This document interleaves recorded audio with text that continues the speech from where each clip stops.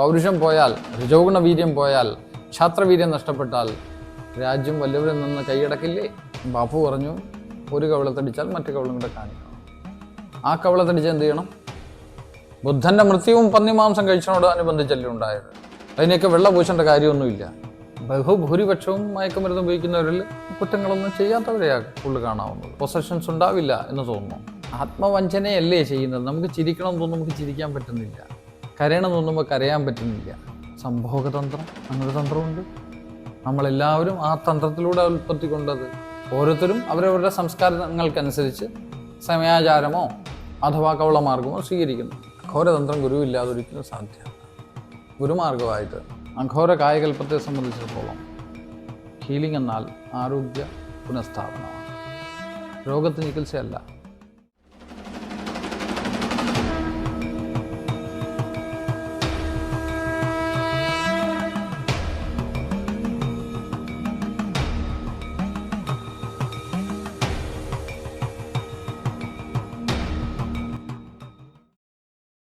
താങ്കൾ ഇപ്പം പറഞ്ഞതുപോലെ ഈ പറഞ്ഞ സമയാചാരവുമുണ്ട്, കവള മാർഗവും ഉണ്ടെന്ന് പറഞ്ഞു.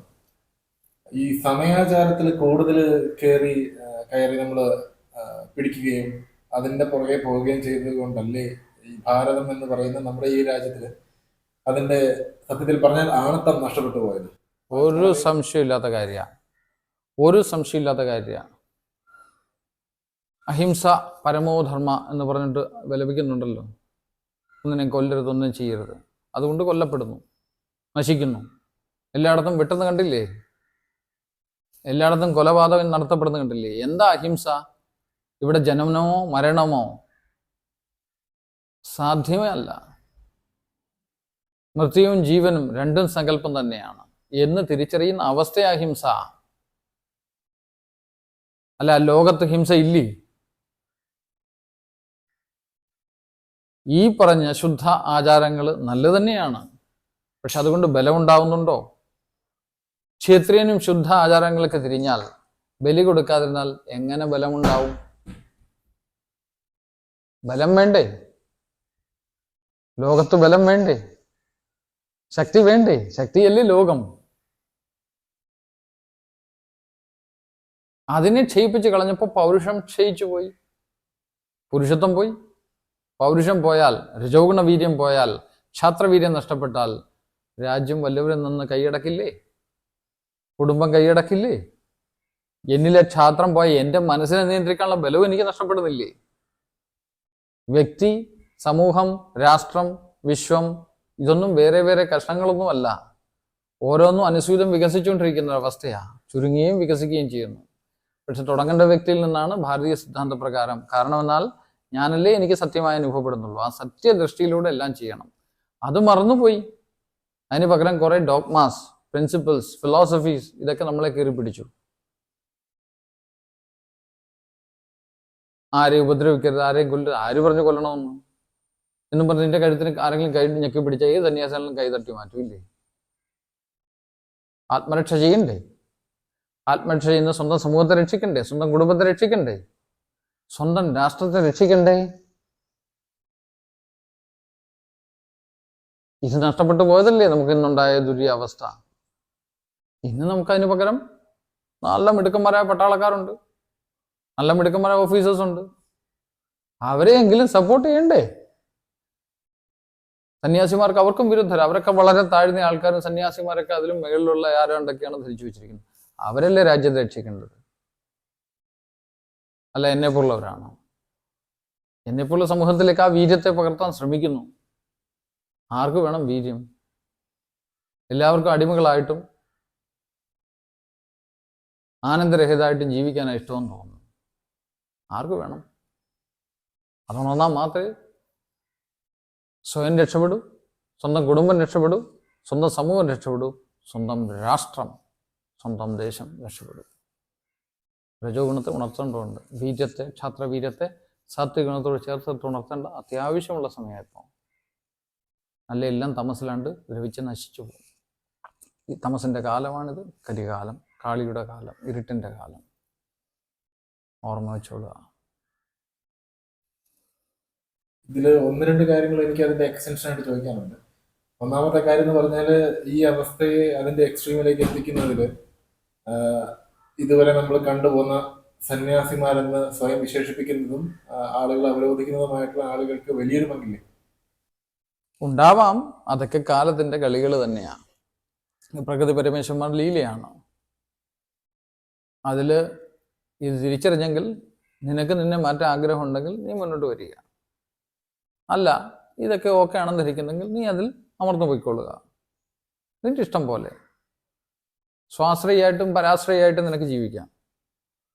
അതായത് സ്വയത്തെ ആശ്രയിച്ചും വല്ലവനും പറയുന്ന കേട്ടും എങ്ങനെ ജീവിക്കണം നീയല്ലേ തീരുമാനിക്കണ്ടേ. പുരുഷനായിട്ട് ജീവിക്കണോ അതോ നപുംസകമായിട്ട് ജീവിക്കണോ നീ തീരുമാനിക്കും. നിനക്ക് മാത്രമുള്ള തീരുമാനമായത്. പുരുഷനാണെങ്കിൽ വാ, ആൺകുട്ടിയാക്കി തരാം. സ്ത്രീ ആണെങ്കിൽ വാ, പെൺകുട്ടിയാക്കി തരാം. എനിക്ക് ചോദിക്കാനുള്ള എന്റെ രണ്ടാമത്തെ വശം എന്ന് വെച്ചാല്, ഈ രാജ്യം ഈ ഒരു അവസ്ഥയിലേക്ക് കൊണ്ടെത്തിച്ചതിൽ ബുദ്ധൻ എന്ന് പറയുന്ന ആ ഒരു ഫിഗറിന് വളരെ വലിയൊരു റെസ്പോൺസിബിലിറ്റി ഉണ്ട്. അതുകൊണ്ടാണല്ലോ സ്വാമി വിവേകാനന്ദൻ പറഞ്ഞത്, ബുദ്ധൻ ഭാരതത്തെ നശിപ്പിച്ച പോലെ തന്നെ ക്രിസ്തു യൂറോപ്പിനെ നശിപ്പിച്ചു എന്ന്. ഭാരതത്തെ അങ്ങനെ ആക്കിയത് ബുദ്ധനാണെങ്കിൽ അന്നത്തെ കാലത്തിന്റെ ആവശ്യകതയായിരുന്നു അത്. അതിനെ നമ്മളതുകൊണ്ട് ശ്രീ മഹാബുദ്ധൻ പരമേശ്വരൻ്റെ ഒരു അവതാരം അതിനെ നമ്മൾ ഇകഴ്ത്തി കാണാൻ പാടില്ല. അന്നത്തെ കാലത്തിന്റെ ആവശ്യകതയായിരുന്നു. ഇന്നത്തെ കാലത്തിന്റെ ആവശ്യകതയ്ക്ക് അനുസരിച്ച് നമുക്ക് മുന്നോട്ട് പോകാം. അത്രേ നമുക്ക് പറയാനുള്ളൂ. അപ്പോൾ അതിനെ ഓർത്ത് വിലപിച്ചിട്ടോ അതിനോർത്ത് ദുഃഖിച്ചിട്ടോ കാര്യമുണ്ടോ? കഴിഞ്ഞു പോയില്ലേ. ഇപ്പം നമുക്ക് എന്താ ചെയ്യാവുന്നത്? ഇപ്പം നിനക്ക് എന്താ വേണ്ടത്? This is my question. Right now, right here. What you want? Come to me. Guarantee ആയിട്ട് പറയുന്നു, I will fulfil all your desires. I don't want you to be simply obedient. ഒന്നുകിൽ എനിക്ക് വിടുക, അല്ലെ എൻ്റെ ഒപ്പം ചേർന്ന് നിന്ന് ചെയ്യുക. ഈ ഒരു കരണത്തടിച്ചാൽ മറ്റേ കരണം കാണിച്ചു കൊടുക്കണം എന്നുള്ള ഈ യേശുക്രിസ്തുവിന്റെ ഒറിജിനൽ കോട്ട് പിന്നെ ഗാന്ധി ഉപയോഗിക്കുകയും ചെയ്ത ഈ കോട്ടിനെ കുറിച്ച് താങ്കളുടെ ഒരു അഭിപ്രായം എന്തായിരുന്നു? മുന്നാബായി MBBS എന്ന് പറഞ്ഞ പടം കണ്ടാണ്. ബാപ്പു പറഞ്ഞു, ഒരു കവളത്തടിച്ചാൽ മറ്റു കവളും കൂടെ കാണിക്കണം. ആ കവളത്തടിച്ചാൽ എന്ത് ചെയ്യണം? ബാപ്പു പറഞ്ഞിട്ടില്ല, നല്ല ഇടി കൊടുക്കണം. ഒന്നും ക്ഷമിച്ചു, രണ്ടും ക്ഷമിച്ചു, മൂന്നാമത്തെ തീർത്തേക്കണം. നമുക്ക് ക്രിസ്തുവിന് എതിര് പോകണ്ട, ഗാന്ധിക്ക് എതിര് പോകണ്ട. പക്ഷെ മുന്നാബായി പറഞ്ഞ കേൾക്കാം. അതേ കോണ്ടെക്സ്റ്റിൽ ഒരു കാര്യോടെ ചോദിച്ചാല്, മാർഗമല്ല ലക്ഷ്യമാണ് പ്രധാനം എന്നുള്ള ഈ കോട്ടിന്റെ ഒരു ഒറിജിനൽ അർത്ഥം എന്തായിരിക്കും? അത് ഏത് ബൈ ഹുക്ക് ഓർ ക്രൂക്ക് നമുക്ക് ലക്ഷ്യത്തിൽ എത്തിച്ചേരണം എന്നുള്ള കാഴ്ചപ്പാടാണ് അത്.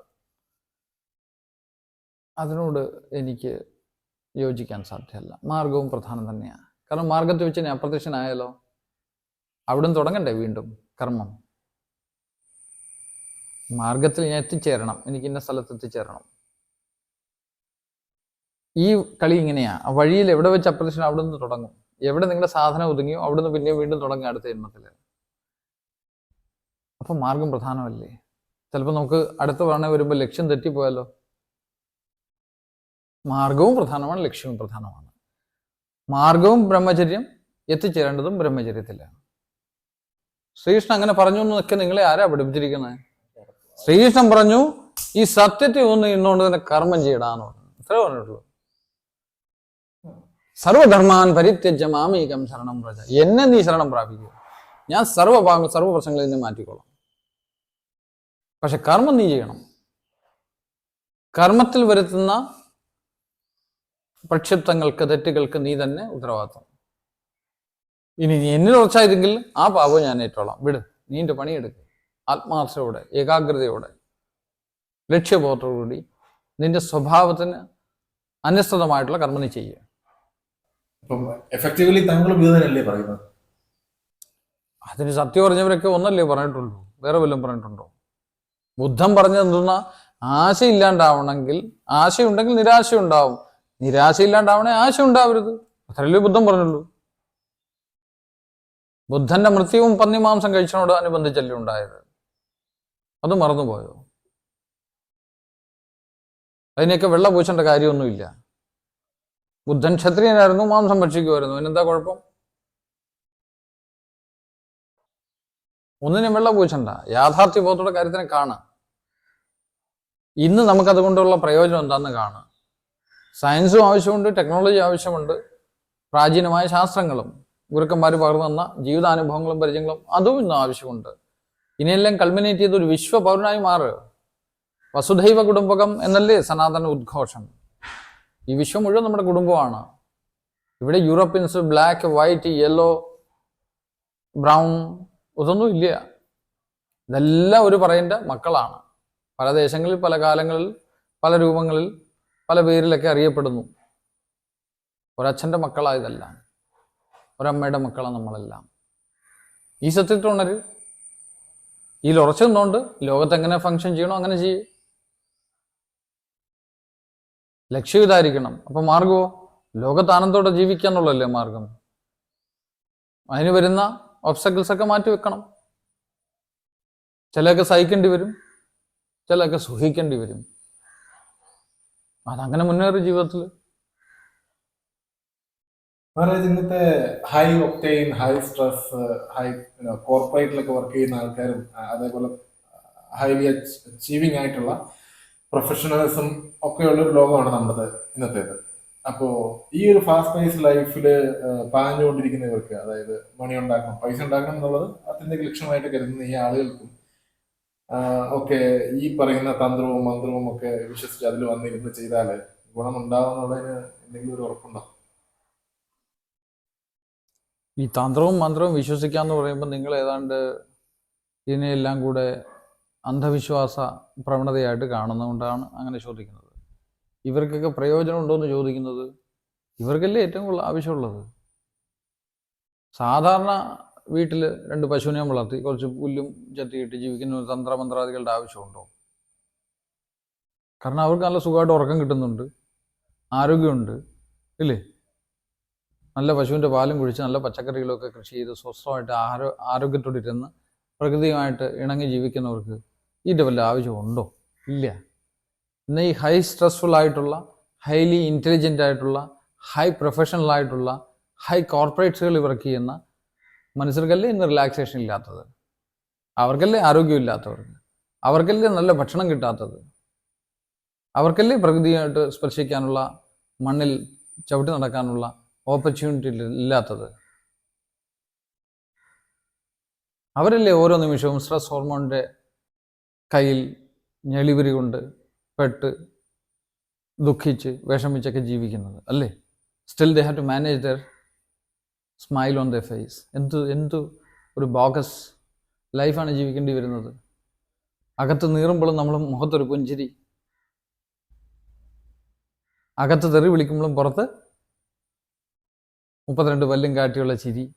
ഇങ്ങനെയൊക്കെ ജീവിച്ച് ആത്മവഞ്ചനയെ ജീവിക്കേണ്ട ആർക്കാ? നിങ്ങൾ ഈ പറഞ്ഞ കാറ്റഗറീസ് ഓഫ് പീപ്പിൾസിനല്ലേ, ഈ പ്രൊഫഷണൽസിനല്ലേ? അവർക്കല്ലേ റിലാക്സേഷൻ്റെ അത്യാവശ്യം, അവർക്കല്ലേ ശാന്തി വേണ്ടത്, അവരെയല്ലേ സത്യത്തിൽ നമ്മൾ സപ്പോർട്ട് ചെയ്യേണ്ടത്. അവരാണ് ഇതിൻ്റെ യഥാർത്ഥ ഗുണഭോക്താക്കൾ ആയിത്തീരേണ്ടത്. അവർക്കായത് വേണ്ടത്. എന്ന് പറയുമ്പോ ഈ ഗ്രാമങ്ങളിൽ പശുവിനെ വളർത്തിയും പുല്ല് പറിച്ചും ജീവിക്കുന്ന ആൾക്കാർക്ക് അതൊരു ജീവിതമായിട്ട് എല്ലാവരും കാണണം നിർബന്ധമില്ലല്ലോ. ഞാൻ പറഞ്ഞില്ലല്ലോ, അങ്ങനെയുള്ളവർക്ക് ഇതിൻ്റെ അത്യാവശ്യമില്ല.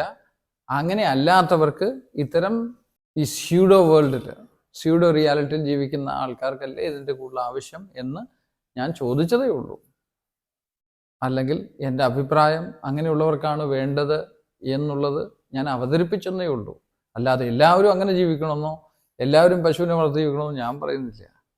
താങ്കൾ ചോദിച്ച ഇന്ന് അതുകൊണ്ട് എന്ത് പ്രയോജനം എന്ന് ചോദിച്ചപ്പോൾ ഇന്ന് അങ്ങനെയുള്ളവർക്കാണ് ഇതിനെ കൊണ്ട് ഏറ്റവും പ്രയോജനം എന്ന് ഞാൻ പറഞ്ഞു എന്ന് മാത്രം. അല്ല, അതില് ആത്മവഞ്ചന എന്നൊരു വാക്ക് ഉപയോഗിച്ചു, അത് എത്രമാത്രം ശരിയാണ്? ആത്മവഞ്ചനയല്ലേ ചെയ്യുന്നത്? നമുക്ക് ചിരിക്കണം എന്ന് തോന്നുമ്പോൾ നമുക്ക് ചിരിക്കാൻ പറ്റുന്നില്ല, കരയണം എന്ന് തോന്നുമ്പോൾ കരയാൻ പറ്റുന്നില്ല. അത് ആത്മവഞ്ചന തന്നെയല്ലേ? അസ്വാഭാവികമായ ജീവിതമല്ലേ അത്? അത് നമ്മൾ നമ്മുടെ സ്വഭാവത്തെ വഞ്ചിക്കലല്ലേ? നമ്മുടെ സ്വരൂപത്തെ വഞ്ചിക്കലല്ലേ അത്? നമുക്ക് എക്സ്പ്രസ് ചെയ്യാൻ സാധിക്കുന്നില്ലല്ലോ. അല്ലെങ്കിൽ അത് ഉള്ളിൽ ഉണ്ടാവരുത്. അപ്പൊ അത് യോഗസ്ഥിതിയായി. ഉള്ളില് യാതൊരു രാഗദ്വേഷങ്ങൾക്ക് വശംവദനാവാതെ മനസ്സിനെ സമസ്ഥിതി വെച്ചുകൊണ്ട് ഏത് കോർപ്പറേറ്റ് വേൾഡ് ജീവിച്ചാലും ഏത് ഗോപാലനായാലും കുഴപ്പമില്ല. അത് യോഗിയാണ്. ആ യോഗസ്ഥിതിയിലേക്ക് ഇത്തരം ആൾക്കാരെ കൊണ്ടുവരിക എന്നുള്ളതല്ലേ നമ്മൾ ചെയ്യുന്ന ധർമ്മം. എ കോർപ്പറേറ്റ് യോഗി. ഞാനൊരു കോർപ്പറേറ്റിലല്ലേ ജോലി ചെയ്തുകൊണ്ടിരുന്നത്. ആ തലത്തിലിരിക്കുമ്പോഴും നമുക്ക് ഈ മനസാന്നിധ്യം കൊണ്ടുവന്നാൽ, ഈ ഇക്വിലിബ്രിയം നമുക്ക് പാലിക്കാൻ സാധിച്ചാൽ ഇവരെ യോഗി. അങ്ങനെയല്ലേ കൃഷ്ണൻ അർജുനു കൊടുക്കുന്ന ഉപദേശം, യോഗസ്ഥ കുരു കർമാണി. യോഗസ്ഥനായിരുന്നു കൊണ്ട് നിന്റെ കർമ്മങ്ങൾ ചെയ്യുക. അപ്പൊ കുഴപ്പമില്ല. അല്ലാതെ ആത്മവഞ്ചന തന്നെയല്ലേ ചെയ്യുന്നത്. യഥാർത്ഥ ദുഃഖവും പുറത്ത് സന്തോഷാഭിനയവും. നമ്മുടെ മുഖം വികൃതമായി പോവില്ലേ? നമ്മുടെ ഓറ, നമ്മുടെ ഊർജ മണ്ഡലം ഛിന്ന ഭിന്നമായി പോവില്ലേ? ഇതുകൊണ്ട് ആത്മവഞ്ചന എന്നതിനെ വിളിച്ചത്. തെറ്റാണോ? ആണെങ്കിൽ ക്ഷമിക്കുക. I am sorry. അപ്പൊ എല്ലാവർക്കും എക്സ്പ്രസ് ചെയ്യാൻ പറ്റണം എന്നാണോ പറയുന്നത്? ഫ്രീ ആയിട്ട് എക്സ്പ്രസ് ചെയ്യാൻ പറ്റുന്ന ഒരു വേർഡ് അങ്ങനെയല്ല. ചിലയിടത്ത് നമുക്ക് തന്നെ നിയന്ത്രിച്ച് നിർത്തേണ്ടി വരും ഇല്ലേ? വികാര വിചാരങ്ങൾ എല്ലായിടത്തും തുറന്ന്, അത് നിയന്ത്രണമില്ലായ്മയുടെ ലക്ഷണമാണ്. പക്ഷേ എല്ലാത്തിനും അമർത്തി വെക്കുന്നതോ അതും ഒരു ശരിയായ കാര്യമാണോ? എവിടെ, എങ്ങനെ, സാഹചര്യങ്ങൾ, ആൾക്കാർ, അതൊക്കെ അനുസരിച്ച് അത് മാറേണ്ടി വരും. അതൊരു ഫിക്സ് ആയിട്ട് നമുക്ക് പറയാൻ പറ്റുന്ന കാര്യമാണോ? അപ്പം അത് ഏതാണോ യുക്തം അതുപോലെ ചെയ്തു കൊള്ളുക. യഥേച്ഛ തതോ ഊരു. എന്താണോ ഇച്ഛ അങ്ങനെ ചെയ്തുകൊള്ളുക. മഹാരാജ്, ഈ തന്ത്രം മന്ത്രം എന്നൊക്കെ പറയുന്ന വാക്കുകൾ നമ്മൾ ഉപയോഗിക്കുമ്പോൾ തന്നെ അത് ഒരുപാട് അർത്ഥങ്ങൾ ആളുകളുടെ ഉള്ളിൽ നിൽക്കുന്നുണ്ട്. അതിപ്പോൾ നാട്ടിലായാലും വിദേശത്തുള്ള ആളുകളെ കുറിച്ച് നമ്മൾ സംസാരിക്കുന്നതാണെങ്കിൽ എന്തായിരിക്കാം അതിനുള്ളൊരു കാരണം? ശരിക്കും അവർ പെർസീവ് ചെയ്യുന്ന രീതിയിലാണോ ഇതിന്റെയൊക്കെ അർത്ഥം മനസ്സിലാവേണ്ടത്? വാക്കിന് അർത്ഥമുണ്ട്. സംസ്കൃത പദങ്ങളെല്ലാം അർത്ഥം അറിഞ്ഞ്, അർത്ഥം അനുഭവിച്ച അർത്ഥങ്ങളെ സ്വരങ്ങളായിട്ട് ഉപയോഗപ്പെടുത്തിയിരിക്കുന്ന വർണ്ണങ്ങൾ. പക്ഷേ അതിൻ്റെ ഉപയോഗം, അതിൻ്റെ പ്രയോഗം ഒക്കെ പല ഭാഷകളിലും മാറി മറിഞ്ഞ് പലതും കലർന്ന് പലതായി മാറിയിരിക്കുന്നു. അതുകൊണ്ട് യാഥാർത്ഥ്യ അർത്ഥത്തിൽ നിന്ന് ഒത്തിരിയേറെ മാറിപ്പോന്നിരിക്കുന്നു. തനു ത്രായത്തെ ഇതി തന്ത്രഹ എന്ന് തന്ത്രത്തിന് നിരുക്തി കൊടുക്കാം.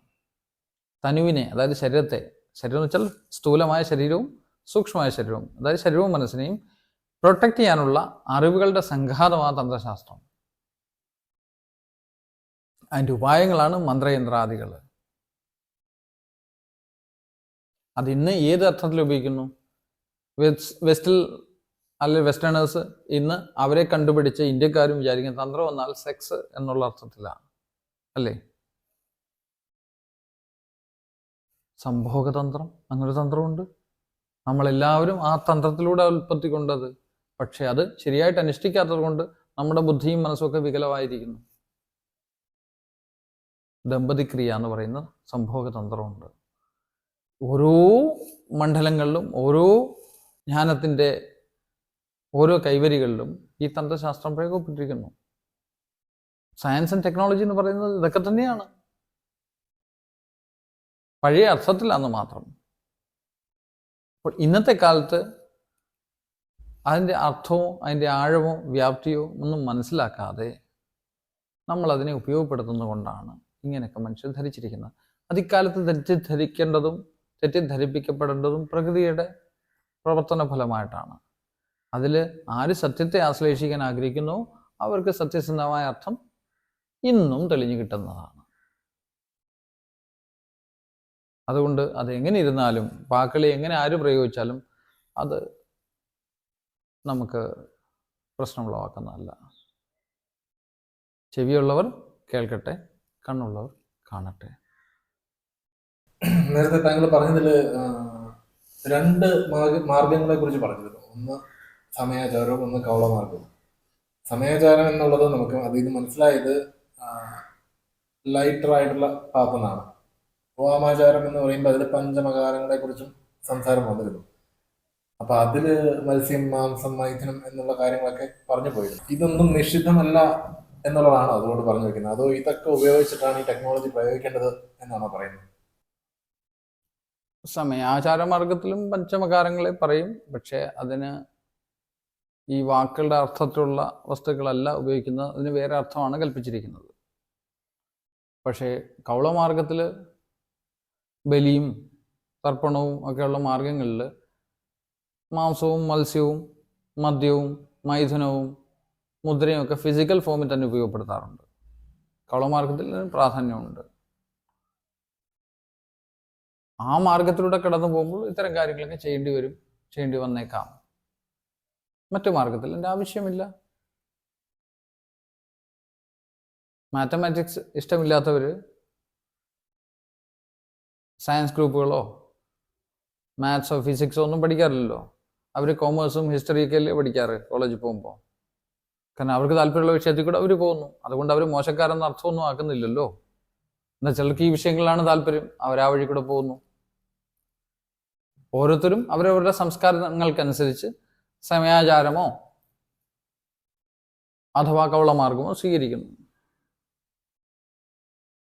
തന്ത്രയോഗ മാർഗത്തിൽ രണ്ടിനെയും സ്വീകരിച്ചിരിക്കുന്നു. അതായത് അഘോരതന്ത്രത്തിൽ തന്ത്രയോഗ മാർഗമാണ്. അതിൽ രണ്ടിനെയും ഒരുമിച്ച് തന്നെ സ്വീകരിച്ചിരിക്കുന്നു.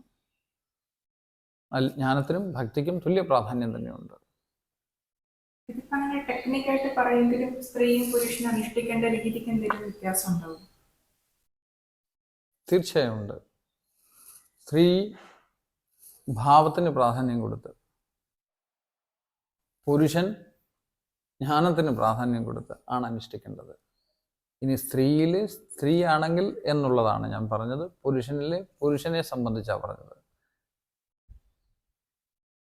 സ്ത്രീ ഭാവപ്രധാനിയും പുരുഷൻ ജ്ഞാനപ്രധാനിയുമാണ്. അവർ അനുഷ്ഠിക്കുമ്പോൾ ഇതിൽ ശിവന് പ്രാധാന്യം കൊടുത്തും ശക്തിക്ക് പ്രാധാന്യം കൊടുത്തും അനുഭവിക്കണം. ഇതിപ്പോ പഞ്ചമകാരങ്ങളായിട്ട് എങ്ങനെ ഇതിനെ കണക്ട് ചെയ്യാൻ പറ്റും? പഞ്ചമകാരങ്ങൾ സാധനയ്ക്ക് അകത്തു വരുന്ന കമ്പോണൻസ് അല്ലേ. അതിനെ പഠിച്ച ജ്ഞാനവുമായിട്ട് എന്തിനാ കൂട്ടിക്കലർത്തുന്നത്? വിശക്കുമ്പോൾ ആഹാരം കഴിക്കണ്ടേ? ശരീരത്തിന് ബലം ഉണ്ടാകണമെങ്കിൽ അതനുസരിച്ചുള്ള വസ്തുക്കൾ ഉപയോഗിക്കണ്ടേ? അതും ആത്മസത്യമായിട്ട് ബന്ധപ്പെടുത്തേണ്ട കാര്യമുണ്ടോ? ആത്മസത്യത്തിന് ഇതുമായിട്ടൊന്നും ബന്ധമില്ല. അപ്പോൾ തന്ത്രത്തിനോ അല്ലെ തന്ത്രയോഗത്തിനോ അല്ലെങ്കിൽ യോഗത്തിനോ ഇതെല്ലാം ലക്ഷ്യം പരമസത്യത്തെ അറിയുക എന്നുള്ളതാണ്. അതിനുപയോഗപ്പെടുത്തുന്ന ടെക്നോളജിയാണ് ഈ പറഞ്ഞ പഞ്ചമകാരങ്ങൾ. അതിനെക്കുറിച്ച് ഞാൻ പറഞ്ഞ് കേട്ടിരിക്കുന്ന കാര്യം, ഗുരു ഉണ്ടെങ്കിൽ മാത്രമേ ആ വഴിക്ക് പോകാവുള്ളൂ, അല്ലെങ്കിൽ ഡേഞ്ചറസ് ആയിട്ടുള്ള ഒരു പാത്താണ് എന്ന് പറഞ്ഞ് കേൾക്കാറുണ്ട്. അപ്പോൾ സ്വയം ട്രൈ ചെയ്താൽ കുഴിയിൽ വീഴും എന്നുള്ള കാര്യം ഉറപ്പാണ്. അഘോരതന്ത്രം ഗുരുവില്ലാതെ ഒരിക്കലും സാധ്യമല്ല. ഗുരുമാർഗമായത് ഭക്തന് ഭഗവാൻ മതി, ജ്ഞാനിക്ക് ആത്മാവും മതി. തന്ത്രയോഗിക്കോ അഘോരനോ ഗുരു വേണം. ഗുരുവില്ലാതെ ഈ മാർഗത്തിൽ ഇറങ്ങിയേ സാധ്യമല്ല. അല്ലാതെ പോയാൽ തീർച്ചയാണ് വലിയ അപകടങ്ങളുണ്ടാവും. എന്താണ് നമ്മുടെ അപകടം എന്ന് താങ്കൾ ഉദ്ദേശിക്കുന്നത്? മാനസിക ഭ്രമം, അതായത് ചിത്തഭ്രമം, സമനില തെറ്റൽ, മനസ്സിൻ്റെ വിവിധങ്ങളായ തലങ്ങളെ ആക്സസ് ചെയ്ത് തുടങ്ങുമ്പോൾ അവിടെ നമുക്ക് ഭയം ഉണ്ടാവും. പലതരം ഫോബിയാസ്, പലതരം മാനിയാസ്, മൃത്യു, ഇതൊക്കെ സംഭവിക്കാം. ഇതൊക്കെ തന്നെയാണോ ഇന്ന് ഈ സ്കിസോഫ്രീനിയ, ബൈപ്പോളാർ എന്നൊക്കെ പറഞ്ഞ ആളുകൾ പേരിട്ട് വിളിക്കുന്ന അവസ്ഥകൾ? ആവണം. പലതും ഇങ്ങനെയൊക്കെ ഉണ്ടാവുന്നതാണ്. സകല രോഗങ്ങൾക്കും മാനസികമായ ഒരു അധിഷ്ഠാനമുണ്ട്. ഇന്ന് കാലത്ത് മനോരോഗങ്ങൾ വർദ്ധിച്ചു വരുന്നല്ലേ കാണുന്നത്. സൈക്കോസൊമാറ്റിക് ഡിസോർഡേഴ്സ് ആണ് ഏറ്റവും കൂടുതൽ കാണപ്പെടുന്നത്, ഇല്ലേ? ഓട്ടോ ഇമ്മ്യൂൺ ഡിസീസ് എന്നൊക്കെ പറയുന്നതിന് മാനസികമായ ഒറിജിനുണ്ട്. ഇന്ന് ഇത്തരം അസുഖങ്ങളല്ലേ കൂടിയിരിക്കുന്നത്. പണ്ടുണ്ടായിരുന്ന വട്ടച്ചൊറിയും കരപ്പനും ഒക്കെ കുറഞ്ഞില്ലാണ്ടായിരിക്കുന്നു. പണ്ടുണ്ടായിരുന്ന പല രോഗങ്ങളും കുട്ടികൾക്കുണ്ടാകുന്ന അസുഖങ്ങൾ ഇന്നില്ല. പണ്ടില്ലായിരുന്ന അനേക രോഗങ്ങൾ ഇന്ന് കാണപ്പെടുന്നുമുണ്ട്. ഇന്ന് കൂടുതലും ഒറിജിനലായിട്ടാണ് നമ്മൾ കാണപ്പെടുന്നത്. ഇപ്പൊ പലതരത്തിലുള്ള ഹീനസ് ആയിട്ടുള്ള ക്രൈംസും അതേപോലെ എക്സ്ട്രീം ആയിട്ടുള്ള സംഭവങ്ങളും ഒക്കെ നമ്മൾ മീഡിയ വഴി കാണുമ്പോൾ പലപ്പോഴും തോന്നിയിട്ടുള്ളൊരു സംശയമാണ്, ഇത് ഈ ആളുകള് സ്വയം അറിഞ്ഞ് ചെയ്യുന്നതാണോ അതോ അവരുടെ മനസ്സ് വേറെന്തെങ്കിലും ഒരു സംഭവത്തിന്റെ കൺട്രോളിൽ പ്രവർത്തിക്കുന്നതാണോ എന്നുള്ളതൊക്കെ. അതിപ്പോ ഞാൻ ചോദിച്ചാൽ എന്തോരം വ്യക്തമായിട്ടുണ്ടെന്ന് എനിക്കറിയില്ല. അങ്ങനെ തോന്നുന്ന ഒരു കാര്യം, അതിലെന്തെങ്കിലും ഒരു കാര്യം പറയാമോ?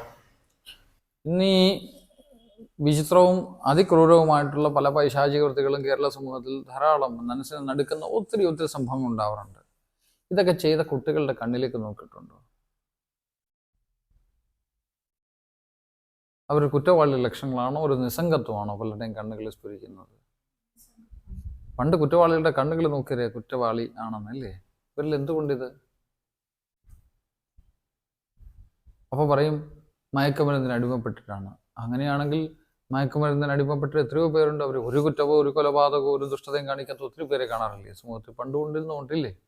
ബഹുഭൂരിപക്ഷവും മയക്കുമരുന്ന് ഉപയോഗിക്കുന്നവരിൽ കുറ്റങ്ങളൊന്നും ചെയ്യാത്തവരെയാ കൂടുതൽ കാണാവുന്നത്. അങ്ങനെയല്ലേ? സോ എന്തുകൊണ്ടായോ പൊസഷൻസ് ഉണ്ടാവില്ല എന്ന് തോന്നുന്നു. ഇനിയൊന്നും ഞാൻ പ്രത്യേകമായിട്ട് എടുത്തു പറയാൻ ആഗ്രഹിക്കുന്നില്ല. ഒരു കാര്യം മാത്രം പറയാം, നിങ്ങളുടെ നിരീക്ഷണത്തിലൂടെ നിങ്ങൾക്ക് മനസ്സിലാവും. അതിനെ വിശ്വസിച്ചാൽ മതി. ഞാൻ പറയുന്നത് വിശ്വസിക്കണമെന്നില്ല. ഈ ലോകം മൊത്തം പലവിധ ഊർജങ്ങൾ ശരീരം ലഭിക്കാതെ പല ശരീരങ്ങളെ പ്രാപിക്കാൻ കൊതിച്ചുകൊണ്ടിരിക്കുകയാണ്. തമോ മണ്ഡലങ്ങൾ വർദ്ധിച്ചു വരുന്നു. നിങ്ങൾക്ക് തന്നെ അറിയാം നിങ്ങളുടെ സൊസൈറ്റിയിൽ എത്ര തമോ മണ്ഡലങ്ങളുണ്ടെന്ന്. നിങ്ങൾ വിചാരിക്കില്ലേ ഇരുട്ടുള്ള ഭാഗത്തൊന്നും വെളിച്ചമുള്ള ഭാഗത്തൊന്നും ഇരുട്ടേയില്ല എന്ന്? അങ്ങനെയൊന്നുമല്ല. എല്ലാ ഇരുട്ടുള്ളത് മുഴുവൻ ഇരുട്ട് മാത്രമേ ഉള്ളൂ, വെളിച്ചമില്ല. അങ്ങനെയും ധരിക്കരുത്. ഇന്നത്തെ നമ്മുടെ ഭക്ഷണക്രമങ്ങൾ, നമ്മുടെ ജീവിതച്ചിട്ടുകൾ, ഇതെല്ലാം തമസിനെ പോഷിപ്പിക്കുന്നതാണ്. ഇരുണ്ട് വരിക മനസ്സുകൾ, വരണ്ട് വരിക മനസ്സുകൾ. അതുകൊണ്ട് ആ മനസ്സിലേക്ക് പ്രകാശം കൊണ്ടുവരൂ. അതിൻ്റെ മാർഗമാണ് അഘോരതന്ത്രം, അതിൻ്റെ ധ്യാനസൂത്രവും. ഇരുട്ടിലൂടെ പോകണമെങ്കിൽ ഇരുട്ടിലൂടെ പോയി അറിയും, വെളിച്ചത്തിലൂടെ പോകണമെങ്കിൽ വെളിച്ചത്തിലൂടെ പോയി ഇരുട്ടിനെ അറിയും. അറിഞ്ഞ രണ്ടിനെ അറിയുന്നവൻ പരമമായ പ്രകാശം, സാക്ഷി തത്വം, അതാണ് നീ. ഇരുട്ടിനെയും വെളിച്ചത്തെയും കാണാം. ഈ പൊസഷൻസും ഈ ഭൂതങ്ങളും പ്രേതങ്ങളും ബാധകളും ഒക്കെ നിന്റെ അനുചരന്മാരാണ്. പക്ഷേ നിന്റെ സാക്ഷാത് സ്വരൂപമായ ശിവതത്വത്തിനെ അറിയണം. ശിവന്റെ ഗണങ്ങളാണെന്നല്ലേ പറയാതൊക്കെ. പിന്നെ പേടിക്കുന്നതിന് നീ ആ സത്യത്തിലേക്ക് ഉണര്, ഉയർത്തെഴുന്നേൽക്ക്. ആദ്യം മരിക്കണം. ജീവിക്കണമെങ്കിൽ ആദ്യം നീ മരിക്കണം. പുനർജനിക്കണമെങ്കിലും ആദ്യം നീ മരിക്കണം. നീയാകുന്ന വ്യക്തി അഹങ്കാരം മരിച്ച് നീയാകുന്ന വിശ്വബോധം ഉണർന്നെഴുന്നേൽക്കട്ടെ. ഇതാണ് അഘോരതന്ത്രത്തിൻ്റെ ഉദ്ദേശം. മഹാരാജ്, അങ്ങ് ഓരോ വീഡിയോയിലും ഓരോ ഭാവത്തിലാണ് കാണപ്പെടുന്നത്. എന്തുകൊണ്ടായിരിക്കും അങ്ങനെ? നല്ല ചോദ്യം.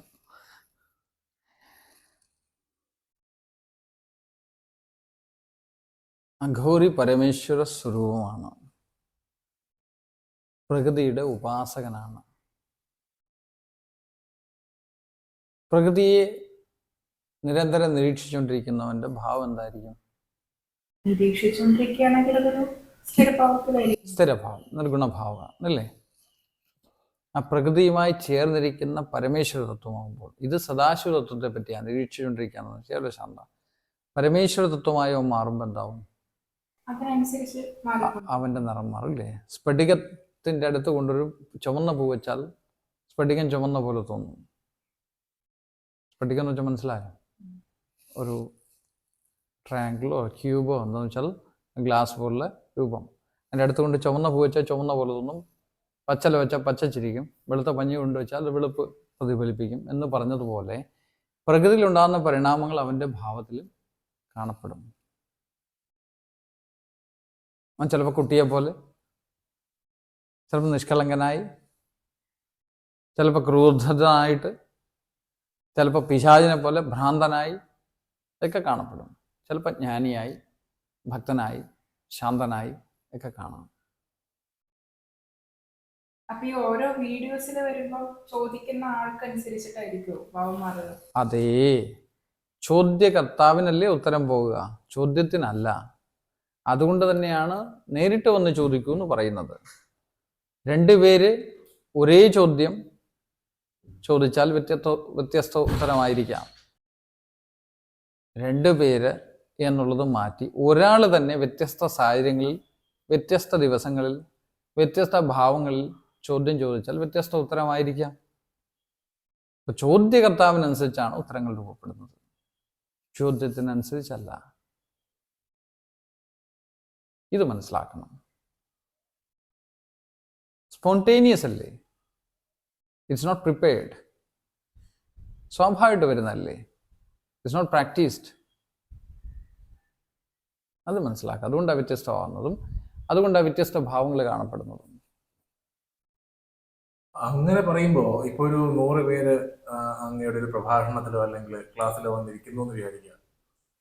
അവിടെ ഒരാൾ ഒരു ക്വസ്റ്റ്യൻ ചോദിച്ചാൽ അത് അയാൾക്ക് മാത്രമേ പ്രയോജനപ്പെടുത്തുള്ളൂ. അയാൾക്ക് മാത്രമേ യഥാർത്ഥത്തിൽ പറഞ്ഞുള്ളൂ. ബാക്കിയുള്ളവരെല്ലാം ഇന്റലക്ച്വൽ ഇൻഫർമേഷൻ ആയിരിക്കും. അതുകൊണ്ട് ഗുരുവായൂർ പറയുന്ന പോലെ ചോദ്യം ചോദിച്ചാൽ ഒരിക്കൽ മണ്ടനാവും, ചോദിക്കാത്തവൻ എപ്പോഴും മണ്ടനായിരിക്കും.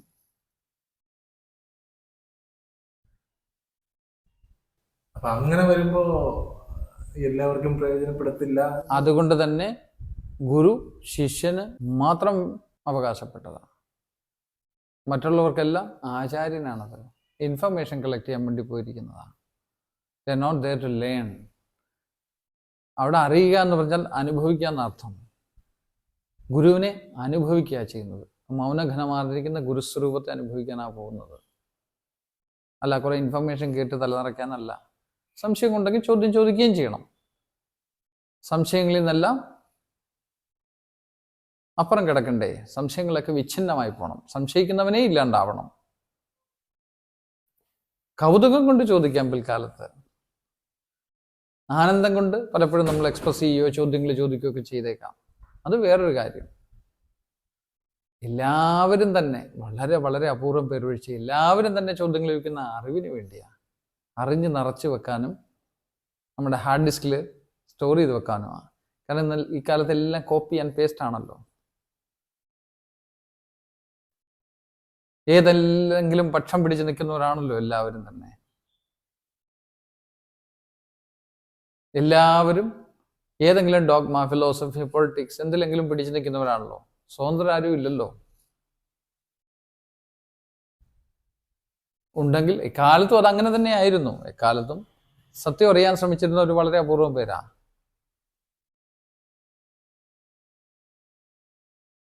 അതുകൊണ്ട് തന്നെ നമ്മൾ ഇന്ന് ഈശ്വരവാദത്തിലും നിരീശ്വരവാദത്തിലും ഒക്കെ തർക്ക വിഷയമായിരിക്കുന്നു. മതങ്ങൾ തമ്മിൽ ഡിബേറ്റുകളും യുദ്ധങ്ങളും നടക്കുന്നു. മതങ്ങളും ജാതികളും പരസ്പരം പൊരുതി മതിക്കുന്നു. നോൺ വെജിറ്റേറിയൻ ആണോ നല്ലത്, വെജിറ്റേറിയൻ ആണോ നല്ലത്, ഇത്തരം ചർച്ചകളും വിഷയങ്ങളും നടക്കുന്നു. സ്വർഗത്തെപ്പറ്റിയും നരകത്തെപ്പറ്റിയും പാപത്തെപ്പറ്റിയും പുണ്യത്തെപ്പറ്റിയും ഒക്കെ ചർച്ചകൾ നടക്കുന്നു. ജീവിക്കാൻ ആരും ആഗ്രഹിക്കുന്നില്ല. ചർച്ചകളിലും തർക്കങ്ങളിലും പെട്ട് കിടക്കുന്നു. കാരണം എന്താ? ജീവിതം മൊത്തത്തിൽ ബോറടിയാ. കാരണം ഇതേ ജീവിതം എത്ര ജന്മങ്ങൾ ജീവിച്ച് ബോറടിച്ചിരിക്കുക. കർമ്മങ്ങൾ കംപ്ലീറ്റ് ചെയ്തിട്ടില്ല. ഒരേ ജീവിതം അനേക ജന്മങ്ങളായിട്ട് ജീവിക്കുന്നുണ്ട് നമുക്ക് ജീവിതത്തിൽ boring. So you have to rise up and live your life with all your force, all your might. അല്ലെങ്കിൽ അടുത്ത ജന്മം ഇതിനേക്കാളും ബോറാവും. പരമ ബോറന്മാരായി തീരും. അഘോരി ഓരോ നിമിഷവും ജീവിച്ചുകൊണ്ടിരിക്കുക, ആനന്ദിച്ചുകൊണ്ടിരിക്കുക, പ്രകൃതിക്കനുസരിച്ച് അഭിരമിച്ചുകൊണ്ടിരിക്കുക, ആസ്വദിച്ചുകൊണ്ടിരിക്കുക. അതുകൊണ്ട് അഘോരിക്ക് പല വർണ്ണങ്ങളും വന്നേക്കാം. അഘോരി കരികലൊന്നുമല്ല, മൃതനല്ല. He's alive, he's living. എന്ത് ചെയ്യാൻ പറ്റും? ഞാനിങ്ങനെയൊക്കെ ആയിപ്പോയി. അല്ലെങ്കിൽ തന്നെ മന്ത്രത്തിൽ ശാന്തായ രൗദ്രായ സൗമ്യായ ഘോരായ, ശാന്തനും രൗദ്രനും സൗമ്യനും ഘോരനും അവൻ്റെ രൂപമായിട്ട് പറഞ്ഞിരിക്കുന്നു.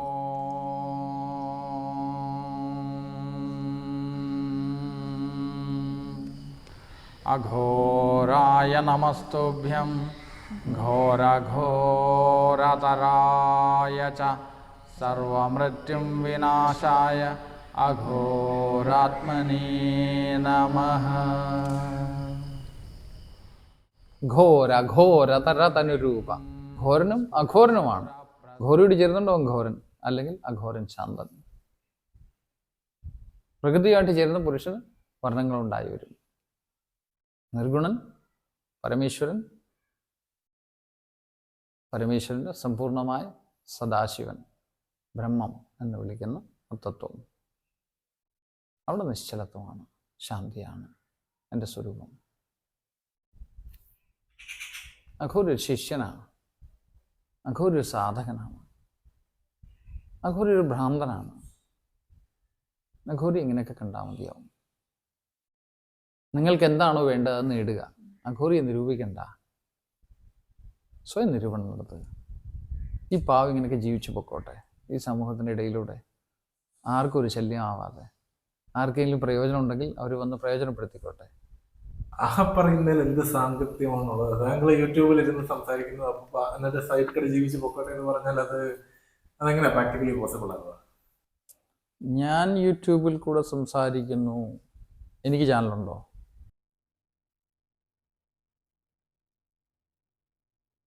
അതോ അർജുന് ചാനലുണ്ടോ?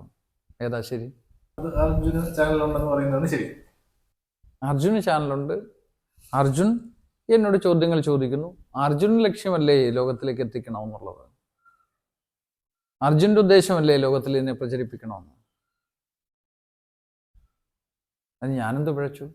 അർജുൻ ആ ലക്ഷ്യമായി എൻ്റെ അടുത്ത് വരുമ്പോൾ, അർജുൻ അതിനു വേണ്ടിയുള്ള സകല പ്രയത്നങ്ങൾ നടത്തുമ്പോൾ, അർജുനെ സഹായിക്കേണ്ട ഒരു ധർമ്മമല്ലേ? അർജുൻ ആവശ്യപ്പെടുന്ന രീതിയിലല്ലല്ലോ ഈ ചോദ്യങ്ങൾക്ക് ഉത്തരം കൊടുക്കുന്നത്. എങ്ങനെയാണോ കൊടുക്കേണ്ടത് അങ്ങനെയല്ലേ? ചിലപ്പോൾ അർജുൻ ഇഷ്ടപ്പെടാം, ഇഷ്ടപ്പെടാതിരിക്കാം. അതെൻ്റെ സ്വാതന്ത്ര്യം. അല്ലാതെ ഞാൻ യൂട്യൂബ് നടത്തുകയോ ഞാൻ ഏതെങ്കിലും സോഷ്യൽ മീഡിയ പ്ലാറ്റ്ഫോമിൽ പങ്കെടുക്കുകയോ ഒന്നും ഞാൻ ചെയ്യുന്നില്ലല്ലോ. ഒരു സ്റ്റുഡിയോയിലും പോലും സംസാരിച്ചിട്ടില്ലല്ലോ. ഒരു പത്രമാധ്യമങ്ങളിലും ഞാനായിട്ടെങ്ങും പോയിട്ടില്ലല്ലോ. അന്ന് ചോദിച്ചാൽ പറയേണ്ട ജോലിയല്ലേ, ധർമ്മമല്ലേ? പ്രചരിപ്പിക്കുന്ന ദൗത്യം നിങ്ങൾ ഏറ്റെടുത്തിരിക്കുന്നു, അത് നിങ്ങൾ ചെയ്യുന്നു. ഞാൻ കേവലം എൻ്റെ ഗുരുവിൻ്റെ ആജ്ഞയ്ക്കനുസരിച്ച് എൻ്റെ ഗുഹയിൽ സുഖമായിട്ട് ജീവിക്കുന്നു. അതിനെ വെളിച്ചം കാണിക്കുന്നത് താങ്കളുടെ കരുണ, താങ്കളുടെ കൃപ. അല്ല, ഇപ്പൊ അങ്ങ് പറഞ്ഞില്ലേ, ഓരോ ചോദ്യം ചോദിക്കുന്ന ആൾക്കനുസരിച്ചിട്ടാണ് ഉത്തരങ്ങളും അല്ലെങ്കിൽ ആ ഒരു ഭാവങ്ങളും വരിക എന്ന്. അങ്ങനെയാണെങ്കിൽ നമ്മൾ ഈ അഘോര തന്ത്ര ധ്യാന സൂത്ര ഒരു ടെക്നിക്കാണ്. അതൊരു മാസമായിട്ട് പഠിപ്പിക്കുമ്പോൾ ഈ ഒരു ടെക്നിക്ക് എങ്ങനെ ഓരോരുത്തർക്കും പ്രയോജനപ്പെടുന്നത്? അത് നല്ലൊരു ചോദ്യമാണ്. അതാണ് ഇതിൻ്റെ സ്പെഷ്യാലിറ്റിയും. അഘോരതന്ത്ര ധ്യാന സൂത്രത്തിലുള്ളത് പഞ്ചശുദ്ധികളാണെന്ന് പറഞ്ഞല്ലോ. നാഡീശുദ്ധി, ശരീരശുദ്ധി തുടങ്ങി ചക്രശുദ്ധി ആദികളൊക്കെ ശുദ്ധികൾ അനുഷ്ഠിക്കുമ്പോൾ ഓരോരുത്തരും അവരുടെ ഇന്നേറ്റ്, അവരുടെ സ്വഭാവത്തിലേക്കാണ് ആദ്യം ഉണരുന്നത്. അവരുടെ സ്വഭാവം, അതാത് ചക്രങ്ങൾ ഒളിഞ്ഞിരിക്കുന്ന അവരുടെ മുജ്ജന്മ കർമ്മഫലമായിട്ടുള്ള സ്വഭാവങ്ങളില്ലേ, അത് വ്യക്തമായിട്ട് പ്രകടമായി തുടങ്ങും. അതിലൂടെ പതിയെ കടന്നെത്തുന്ന സ്വരൂപത്തെ കാണിച്ചു കൊടുക്കാൻ എന്നും അഘോര ശ്രമിക്കാം. അതെല്ലാവർക്കും ഒന്നായിരിക്കും. സ്വരൂപത്തിന് വ്യത്യാസമില്ല, സ്വഭാവത്തിന് വ്യത്യാസം ഉണ്ടാവും.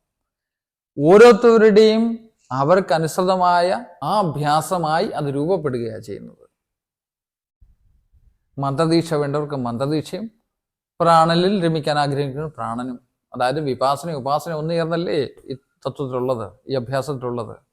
അവരവരുടെ ധാരണയായി, അവരവരുടെ ധ്യാനമായി, അവരവരുടെ സമാധിയായി രൂപപ്പെടുകയാണ് ചെയ്യുന്നത്. സമാധിയിലെത്തുമ്പോൾ എല്ലാവരും തുല്യരായി. അതുവരെ ഒരാളും ഒരുപോലെ ആയിരിക്കില്ല എക്സ്പീരിയൻസ് ചെയ്യുക. ഇക്കാര്യം മറക്കണ്ട. എക്സ്പീരിയൻസ് ഡിഫറെന്റ് ആയിരിക്കും. അഭ്യാസം ഒന്നാന്ന് തോന്നുമെങ്കിലും അല്ല. പ്രാണന്റെ ചലനം ഓരോരുത്തരും വ്യത്യസ്തം ഉണ്ടാവും. അതാണല്ലോ ഇതിൻ്റെ ഈ പറഞ്ഞ മിസ്റ്റിക് പാർട്ട്. അതുകൊണ്ടാണ് ഗുരു ഇതിനും വേണ്ടത്. മിസ്റ്റിക് പാർട്ട് അവിടെയാണ് ഉള്ളത്. ഗുരു ഉണർത്തുക, ഗുരു പഠിപ്പിക്കുകയല്ല. പഠിപ്പിക്കുന്ന പോലെ തോന്നുന്നുവെങ്കിലും അത് പഠിപ്പീരല്ല, ഉണർത്തലാണെന്ന് മനസ്സിലാക്കുക. ഇതില് താങ്കൾ ഉപയോഗിച്ച് കേട്ടൊരു ഒരു വാക്കാണ് സങ്കല്പസിദ്ധി എന്നുള്ള കാര്യം. അത് അഘോരതന്ത്രത്തിന്റെ കോർ ഒബ്ജക്റ്റീവാണ്. എന്തിനാണ് ഒരാൾ ഇതിൽ വന്ന് പങ്കെടുക്കുന്നത് കോർ ഒബ്ജക്റ്റീവ് ആയിട്ടാണ് നമുക്ക് മനസ്സിലാവുന്നത്. അപ്പൊ സങ്കല്പസിദ്ധി എന്നതുകൊണ്ട് ഉദ്ദേശിക്കുന്നത് മനസ്സിൽ നമ്മൾ വിഷ്വലൈസ് ചെയ്യുന്ന അല്ലെങ്കിൽ കാണുന്ന കാര്യങ്ങൾ സാധിച്ചെടുക്കുക എന്നുള്ളത് തന്നെയാണോ? തീർച്ചയായും അതെ. നിനക്കൊരു സങ്കല്പം ഉണ്ടല്ലോ, അതുകൊണ്ടാണല്ലോ അഘോരി അടുത്തെത്തിയത്. നിന്റെ സങ്കല്പം നിനക്ക് സ്വയം സാധിക്കാൻ പറ്റുന്നില്ല അല്ലേ? കാരണം എന്ത്? നിന്റെ മനസ്സ് ഏകാഗ്രപ്പെടുന്നില്ല, നിന്റെ ശക്തികൾ, നിന്റെ പരിസ്ഥിതികൾ നിന്നെ എന്നെ സഹായിക്കുന്നില്ല. അതാണല്ലോ അഘോരിയുടെ സഹായം തേടി അഘോരിയുടെ അടുത്തെത്തുന്നത് അല്ലേ? അങ്ങനെയുള്ള നിന്റെ സങ്കല്പത്തെ സിദ്ധിക്കുക അല്ലെ സിദ്ധമാക്കി തരിക എന്നുള്ള നിന്റെ ലക്ഷ്യത്തെ, അതിനെ പൂർത്തിയാക്കുകയാണല്ലോ അഘോരിയുടെ ധർമ്മം. അഘോരതന്ത്രവും ധ്യാനസൂത്രവും ഈ ഉദ്ദേശത്തിനുള്ളതാണ്. മോക്ഷം വേണ്ടവന് മോക്ഷം, കാമം വേണ്ടവന് കാമം, ലോകം വേണ്ടവന് ലോകം, ഈശ്വരനെ വേണ്ടവന് ഈശ്വരൻ, ശാന്തിയെ വേണ്ടവന് ശാന്തി, ആനന്ദത്തെ വേണ്ടവൻ ആനന്ദം. ഒരു 10,000 പേര് താങ്കളുടെ അടുത്ത് അഘോരതന്ത്ര ധ്യാന സൂത്രം അഭ്യസിക്കാൻ എത്തിയെന്ന് വിചാരിക്കാം. അതിൽ 10,000 പേർക്കും 10,000 ഒബ്ജക്റ്റീവ്സ് ആയിരിക്കുമല്ലോ ഉണ്ടാകുക. അപ്പൊ ഇതെല്ലാം സാധിക്കും എന്നുള്ളൊരു സ്റ്റേറ്റ്മെന്റ് ആണോ, ഗ്രാൻഡ് സ്റ്റേറ്റ്മെന്റ് ആണോ താങ്കൾ ഇവിടെ മേക്ക് ചെയ്യുന്നത്? തീർച്ചയായും. ഒരേ ഒരു സൂര്യൻ, അനേക രശ്മികൾ, അനേക ദേശങ്ങൾ, അനേകം പ്രവൃത്തികൾ, എല്ലാം സൂര്യൻ്റെ വെളിച്ചത്തിൽ നടക്കുന്നു ഇല്ലേ?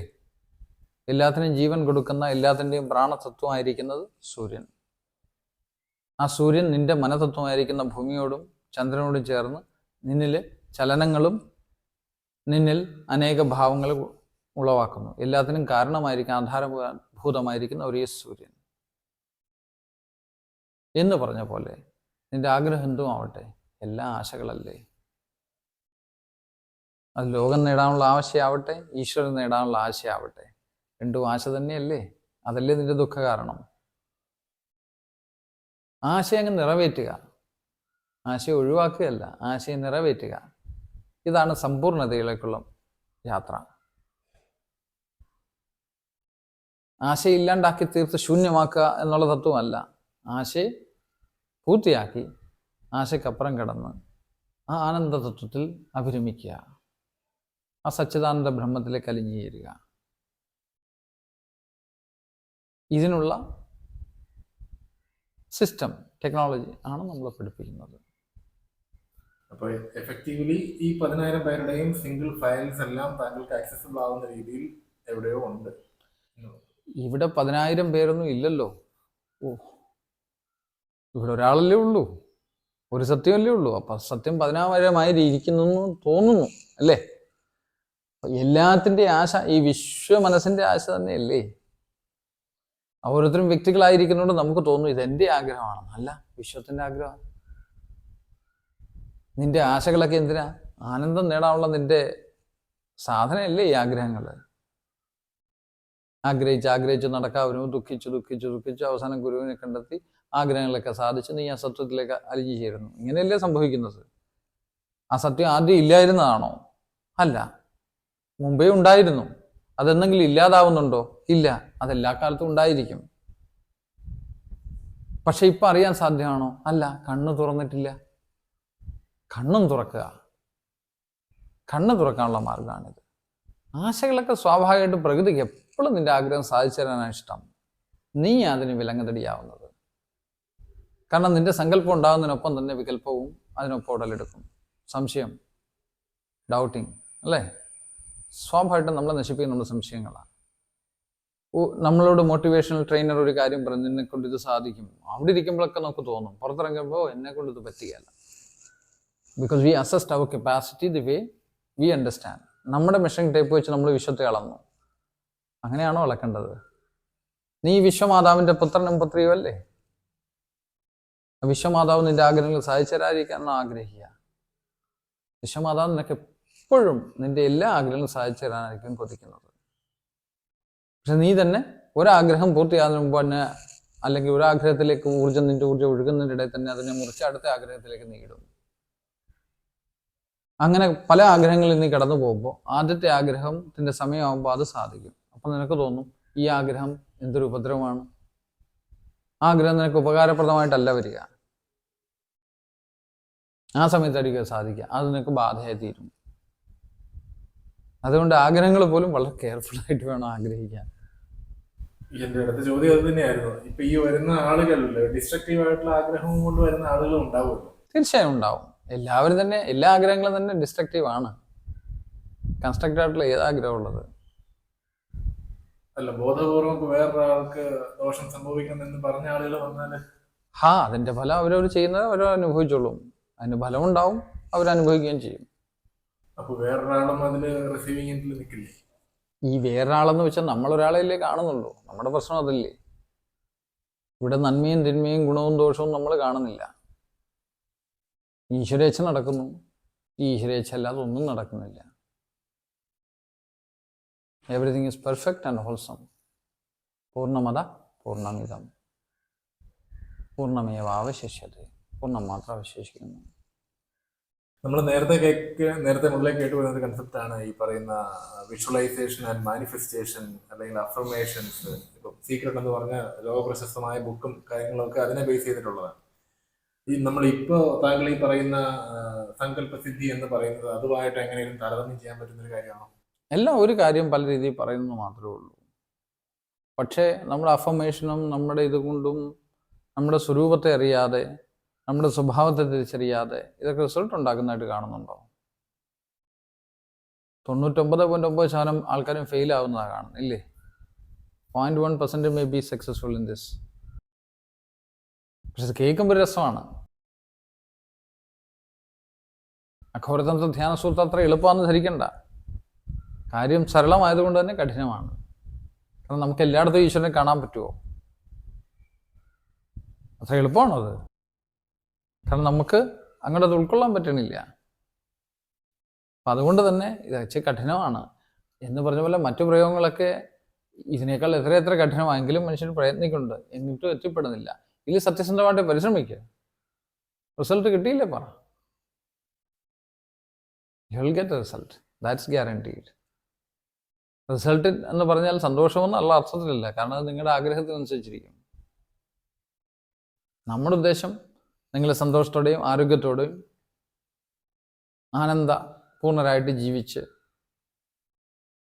നമ്മുടെ ജീവിതം കൊണ്ടൊരു കവിത രചിച്ച് അനുഭവങ്ങൾ പങ്കുവെച്ച് ലോകത്തുനിന്ന് കടന്നു പോകണം, അങ്ങനെയുള്ള ഉത്തമരായ മനുഷ്യരായി തീരണം എന്നുള്ളതാണ് നമ്മുടെ ആഗ്രഹം. പക്ഷെ അത് പറഞ്ഞിട്ട് കാര്യമുണ്ടോ?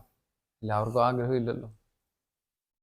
അതില് പാർട്ടിസിപ്പേറ്റ് ചെയ്യാൻ പഠിക്കാൻ വേണ്ടി വരുന്നവര് കറക്റ്റ് ഓരോ ആഗ്രഹം മനസ്സിൽ ഉറപ്പിച്ചിട്ട് വേണം വരാനായിട്ട്. എന്നാലേ സങ്കല്പസിദ്ധി നടക്കൂ. ആദ്യത്തെ തലങ്ങളിൽ അതിന് വലിയ പ്രാധാന്യം നമ്മൾ കൊടുക്കുന്നില്ല. ആദ്യം ശുദ്ധീകരണമാണല്ലോ. അപ്പം ആദ്യം ഒത്തിരി മസിൽ പിടിക്കണ്ട, പതുക്കെ അത് കാണിച്ചു കൊടുക്കും. സങ്കല്പസിദ്ധിയാണ് വേണ്ടത്, അല്ലേ? സങ്കല്പങ്ങൾ സിദ്ധിച്ചാൽ പിന്നെ നേരെ ബാക്കിയിരിക്കുന്ന എന്താ? സന്യാസമാണ്. മഹാരാജ്, ഇപ്പോ നമ്മൾ ഒരുപാട് കേൾക്കുന്ന ഒരു കാര്യമാണ് ഹീലിംഗ് എന്നുള്ളത്. അത് പല രീതിയിൽ കേൾക്കാറുണ്ട്. ഈ പ്രാണിക് ഹീലിംഗ് അല്ലെങ്കിൽ റേക്കി എന്ന് പറയുന്ന ടെക്നിക്ക് ആളുകൾ സർട്ടിഫിക്കേഷൻ കോഴ്സായിട്ട് വരെ ഇന്നത്തെ കാലത്ത് പഠിച്ചിട്ട് പോകുന്നുണ്ട്. ഞാൻ പേഴ്സണലി മീറ്റ് ചെയ്ത ആളുകൾ പറഞ്ഞത് ഒരാഴ്ച കൊണ്ട് ഈ കോഴ്സ് ചെയ്താൽ നിങ്ങൾക്ക് സിദ്ധികൾ ഉണ്ടാവും, ഹീൽ ചെയ്യാൻ പറ്റും എന്നൊക്കെ. ഹീലിംഗ് എന്നുള്ളൊരു വാക്ക് നമ്മൾ ഒരുപാട് മിസ്യൂസ് ചെയ്യപ്പെടുന്നുണ്ടെന്ന ഒരു ഫീലിംഗ് എനിക്കുണ്ട്. അപ്പോൾ താങ്കൾ ഒരു പാരമ്പര്യ വൈദ്യനുമാണ്.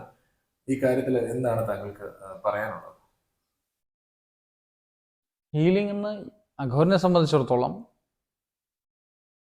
അഘോര കായകൽപ്പത്തെ സംബന്ധിച്ചിടത്തോളം ഹീലിംഗ് എന്നാൽ ആരോഗ്യ പുനഃസ്ഥാപനമാണ്. രോഗത്തിന് ചികിത്സയല്ല. രോഗം എന്ന് വെച്ചാൽ എന്താ? ആരോഗ്യം നഷ്ടപ്പെട്ട അവസ്ഥയാണല്ലോ രോഗമായിട്ട് കരുതുന്നത്. ആ സുഖമില്ലാത്ത അവസ്ഥ, ആ സുഖ പുനഃസ്ഥാപനം, അതായത് ആരോഗ്യത്തെ പുനഃസ്ഥാപിക്കലാണ് അഘോരനെ സംബന്ധിച്ചുള്ള ഹീലിംഗ്. മറ്റിന്ന് കാലത്ത് അറിയപ്പെടുന്ന ഹീലിംഗ് എന്ന് വെച്ചാൽ രോഗത്തെ ഹീൽ ചെയ്യുന്നതല്ലേ. നമ്മൾ രോഗങ്ങളൊന്നും മാറ്റുന്നില്ല. രോഗം എന്ന് വെച്ചാൽ എന്താ? ഇരുട്ടിനെ നമുക്ക് എങ്ങനെ മാറ്റാൻ പറ്റും? ഒരു ബക്കറ്റ് എടുത്തുകൊണ്ട് പോയി ഇരുട്ടിനെ കോരി പുറത്തു കൊണ്ട് കളയാൻ പറ്റുമോ? വെളിച്ചം കൊണ്ടുവരിക എന്നുള്ളതല്ലേ അതിൻ്റെ ഉള്ള ചികിത്സ. എന്ന് പറഞ്ഞ പോലെ മനസ്സിന് പ്രസന്നത, ശുദ്ധമായ ഭക്ഷണം, ജീവിത ചിട്ടകൾ, ഇതൊക്കെയിലൂടെ ആരോഗ്യത്തെ പുനഃസ്ഥാപിക്കാൻ സാധിക്കും. അതിന് മാനസികമായിട്ടുള്ള ചില ക്രിയകൾ, കർമ്മങ്ങൾ, ശുദ്ധികൾ, ആധ്യാത്മികമായിട്ടുള്ള ചില സംഭവങ്ങൾ, ചില ദൈവോപാശ്രയ കർമ്മങ്ങൾ, ശാന്തികർമ്മങ്ങൾ, അഘോരവിധി പ്രകാരമുള്ള ശാന്തികർമ്മങ്ങൾ, ഇതൊക്കെ ചെയ്ത് മനസ്സിനെയും ശരീരത്തെയും പുഷ്ടിപ്പെടുത്തി തുഷ്ടി ഉണ്ടാക്കിയെടുത്ത് പുഷ്ടി ഉണ്ടാക്കിയെടുക്കണം. തുഷ്ടി എന്ന് വെച്ചാൽ സന്തോഷം ഉണ്ടാക്കിയെടുത്ത് പുഷ്ടിപ്പെടുത്തുന്ന ചികിത്സയാണ് നമ്മൾ ഹീലിംഗ് എന്ന് വിളിക്കുന്നത്. മറ്റുള്ളവർ അവരുടെ അറിവും കഴിവും അനുസരിച്ച് ചെയ്യുന്നു, നമ്മളിങ്ങനെയും ചെയ്യുന്നു. ഇതില് ഈ പറഞ്ഞ മരുന്നും മന്ത്രവും എന്നുള്ള കൺസെപ്റ്റ് ആണോ? തീർച്ചയായും. മന്ത്രം എന്ന് വെച്ചാൽ മനസ്സിനെ സ്റ്റഡിന് സ്ഥലത്തിൽ കൊണ്ടുവരണ്ടേ, അതിനൊരു പ്രത്യേകിച്ച് വൈബ്രേഷൻ കൊണ്ടുവരണ്ടേ. ഈ ആൽഫ, ബീറ്റ, ഗാമ, തീറ്റ, ഡെൽറ്റ എന്നൊക്കെ പറഞ്ഞ പല വേവ്സ് ഇല്ലേ, അതിൽ ചില വേവ്സിലേക്ക് വരുമ്പോൾ നമുക്ക് ആ വേവ്സിൻ്റെ പേരനുസരിച്ചൊന്ന് സയൻറ്റിഫിക്കലി പറയപ്പെടുന്നെങ്കിലും മനസ്സിൻ്റെ പൊതുവെ ഓടിച്ചാടി നടക്കുന്ന തലമുണ്ട് ഇല്ലേ. അത് പതുക്കെ അതിൻ്റെ തരംഗ ആവൃത്തി കുറഞ്ഞു വരും, പിന്നെ പതുക്കെ ഒരു ശാന്തതലത്തിലേക്ക് വരും, പൂർണ്ണ ശാന്ത ഒരു തലമുണ്ട്. അത് കഴിഞ്ഞ് പിന്നെ ഫങ്ഷനിലേക്ക് വരുമ്പോൾ അത് ഫാസ്റ്റ് ആയിരിക്കും, പക്ഷെ റിഥമിക് ആയിരിക്കും, ട്യൂൺഡായിരിക്കും, ശ്രുതിക്കനുസരിച്ച് ശ്രുതിബദ്ധമായിട്ടിരിക്കും. ആ അവസ്ഥയാണ് ധ്യാനം കഴിഞ്ഞ് സമാധിയിൽ ജീവിക്കുന്ന അവസ്ഥ. മനസ്സിൻ്റെ തരങ്ങൾ അങ്ങനെ അവസ്ഥയിലേക്ക് കൊണ്ടുവരാനാണ് ഈ അഭ്യാസങ്ങളൊക്കെ ചെയ്യുന്നത്. പിടികിട്ടിയില്ല? ആക്റ്റീവ് ആയിരിക്കും, ബട്ട് ടോട്ടലി റിലാക്സ്ഡ് ആയിരിക്കും. ആ അവസ്ഥയിലേക്ക് നമ്മൾ കൊണ്ടുവരാനുള്ള ശ്രമം നമ്മൾ നടത്തുന്നു. ഒരു പ്രാക്ടിക്കൽ ലൈഫ്, സത്യത്തെ വിടാതെ സത്യത്തെ മുറുക്ക പിടിച്ചുകൊണ്ട് ജീവിതം. ഒരു കൈ കൊണ്ട് ലോകത്തിൽ പ്രവർത്തിക്കുന്നു, ഒരു കൈ സത്യത്തെ മുറുക്ക പിടിച്ചിരിക്കുന്നു. കുറച്ച് കഴിയുമ്പോൾ ലോകത്തെ വിടുന്നു, രണ്ട് കൈ കൊണ്ട് സത്യത്തെ മുറുക്ക പിടിക്കുന്നു. പതിയെ സത്യത്തിൻ്റെ പാദങ്ങളെ നമസ്കരിച്ച് സത്യത്തെ അലിഞ്ഞിരുന്നു. സത്യമേവ ജയതേ. ആ സത്യം ജയിക്കട്ടെ.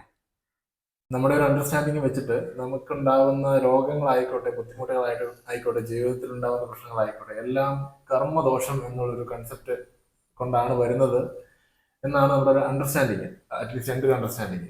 അപ്പോൾ ഈ പറഞ്ഞ ടെക്നിക്സ് വെച്ചിട്ട് ഹീൽ ചെയ്യുമ്പോഴും, ഇപ്പോൾ അഘോരതന്ത്ര ധ്യാനസൂത്രം ആയിക്കോട്ടെ, കായകല്പമായിക്കോട്ടെ, താങ്കൾ പറയുന്ന ചികിത്സാ രീതികളായിക്കോട്ടെ, ഇതിലെല്ലാം കർമ്മത്തെയാണോ ഡൈല്യൂട്ട് ചെയ്ത് കളയുന്നത്? കർമ്മം എന്നാൽ എന്താ? ഇപ്പം നമ്മൾ അനുഭവിക്കുന്ന കർമ്മം വെച്ചാൽ മുമ്പ് ചെയ്ത പ്രവൃത്തികളുടെ പരിണിത ഫലം എന്നല്ലേ അർത്ഥം. അത് മുൻജന്മമാവാം, ഈ ജന്മത്തിൽ മുമ്പുള്ളതാവാം ഇല്ലേ. അതിന് രക്ഷപ്പെടാനുള്ള വഴി ഏതാ? കർമ്മത്തെ ജ്വലിപ്പിച്ച് കളയുക, അഗ്നിയിൽ വാരിയിട്ട് കളയുക. ഒരു സാധനം അല്ലെങ്കിൽ ഒരു വസ്തു, ഒരു കെട്ട് വിറക്, അത് കാലക്രമം കൊണ്ട് ക്ഷയിച്ചില്ലാണ്ടാവും ഇല്ലേ, ദ്രവിച്ച് മണ്ണായിത്തീരും. പെട്ടെന്ന് ഇല്ലാണ്ടാക്കണമെങ്കിൽ അഗ്നി ശുദ്ധിക്ക് കൊടുക്കുകയല്ലേ വഴി, തീയിടുക. ഏതാനും നിമിഷം കൊണ്ട് ആയിത്തീരും, അല്ലെ ഏതാനും മണിക്കൂർ കൊണ്ട് ആയിത്തീരും. ഒരു ഫുഡ് എന്തെങ്കിലും ആയിക്കോട്ടെ, കുറച്ച് പഴങ്ങൾ, അത് പ്രകൃതിയിൽ ലയിച്ച് വളമായി തീരാൻ കാലം എത്ര എടുക്കും? 2, 3, 4, 5, 6 ആഴ്ചകളൊക്കെ എടുത്തേക്കാം ഇല്ലേ ഒരു വളമായി തീരാൻ. പശുവിന് കൊടുത്താലോ 24 hours റെഡി. ഈ അഗ്നിശുദ്ധി എന്ന മാർഗമാണ് അഘോരതന്ത്രത്തിലെ ഹീലിംഗ്. വളരെ എളുപ്പമാണ്, പക്ഷേ ഇച്ചിരി പാടാ, പൊള്ളും, തപസാ. അത് അല്ല ചുമ്മാ കിട്ടുമോ? കർമ്മങ്ങളെ ക്ഷയിപ്പിക്കാൻ അത്ര എളുപ്പമാണോ? വളരെ എളുപ്പമാണ്, പക്ഷെ അതിന് you should be ready. Complete trust വേണം ആ വിഷയത്തിൽ, പൂർണ്ണ ശ്രമം വേണം. സ്വയം ശ്രമിച്ചാൽ പൂർണ്ണമാകാത്തതുകൊണ്ട് ഗുരുവും കൂടെ ഒരാൾ ഉന്തുമ്പോൾ ഒരാൾ വലിക്കണം, രണ്ടുപേര് കൂടി അതിനെ അപ്പുറം കിടക്കണം. എന്തിനാ? സ്വാതന്ത്ര്യത്തേക്കുള്ള വഴി. അല്ലെങ്കിൽ കർമ്മങ്ങൾക്ക് ബന്ധങ്ങളായി കെട്ടുകളായി കിടന്ന് രോഗങ്ങളെ ഉത്പാദിപ്പിക്കും, മാനസിക പ്രശ്നങ്ങളുണ്ടാക്കും, നമ്മുടെ ഭൗതിക വളർച്ചയിലും തടസ്സങ്ങളുണ്ടാക്കും. നമ്മുടെ മനസ്സ് ഹാക്ക് ചെയ്യപ്പെട്ട് പലതരം ബാധകൾ, പലതരം ഉപദ്രവങ്ങൾ ഒക്കെ ഉണ്ടാവും. സന്തോഷം ഉണ്ടാവില്ല. ഇങ്ങനെയുള്ള അവസ്ഥകളിൽ നിന്നൊക്കെ മുക്തമാവണമെങ്കിൽ നമുക്ക് ഉപദേശിക്കാവുന്ന ഒരു വഴിയാണിത്.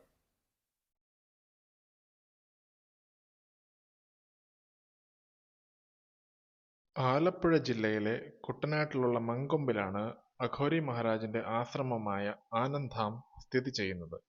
ആശ്രമത്തിലെ കുണ്ഡലിനി ക്ഷേത്രത്തിന് സമീപമായി പുതിയ സത്സംഗ് ഹാളിന്റെയും അതിനോടനുബന്ധിച്ചുള്ള ടോയ്ലറ്റ് കോംപ്ലക്സിന്റെയും നിർമ്മാണ പ്രവർത്തനങ്ങൾ പുരോഗമിക്കുന്ന വിവരം എല്ലാവരെയും സസന്തോഷപൂർവ്വം അറിയിക്കുവാൻ ഞങ്ങൾ ആഗ്രഹിക്കുകയാണ്. മഹാരാജിന്റെ ബൃഹത്തായ വിഷന്റെ ഭാഗമായി ഭാവിയിൽ വിപുലമായ സത്സംഗങ്ങളും ഹവനങ്ങളും കളരി പരിശീലനവും തുടങ്ങി വിപുലമായ പല കാര്യപരിപാടികളും മുന്നിൽ കണ്ടാണ് ഈ സത്സംഗ് ഹാളിന്റെ നിർമ്മാണ പ്രവർത്തനങ്ങൾ ഇവിടെ നടക്കുന്നത്.